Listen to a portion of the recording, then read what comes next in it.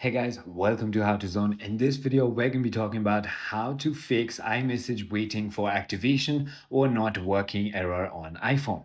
Well, there are a couple of reasons why you could be facing this problem. The first thing you can do is simply head into your settings and then look for apps and then tap on that and then look for messages right over here.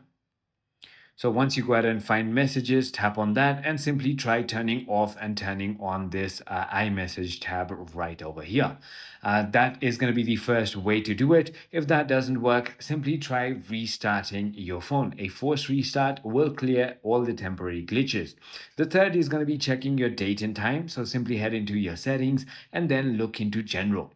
Inside of general, simply scroll all the way down until you find date and time and make sure that set automatically is turned on.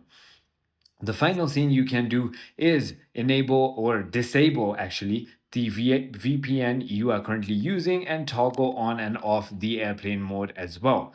I hope this video clarified everything for you. If it did, hit that like button and I'll see you on the next one.